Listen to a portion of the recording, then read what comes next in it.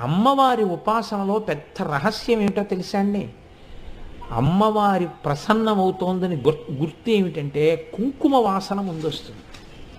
బాగా కుంకుమ వాసన వచ్చేయడం మొదలెడుతుంది. మీరు కాసేపటికి గమనించి ఏమిటి ఇంత కుంకుమ వాసన అని చుట్టూ చూస్తే ఎక్కడ ఉండదు.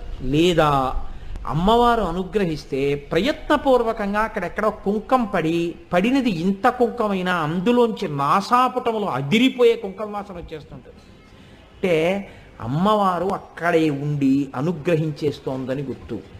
ఇది ధ్యానమగ్నులైన వారికి మాత్రమే తెలుస్తుంది ఈ రహస్యం. కాబట్టి అమ్మవారి అనుగ్రహం ఒకటి లోకంలో మీరు బాగా జ్ఞాపకం పెట్టుకోండి, హనుమ యొక్క అనుగ్రహం ఒకటి. ఈ రెండు చాలా తొందరగా వచ్చేస్తాయండి, చాలా తొందరగా కనపడతాయి. ఎక్కువ సమయం పట్టదు, చాలా తొందరగా అమ్మవారు అనుగ్రహించేస్తుంది. తల్లి తల్లే, అమ్మ అమ్మే.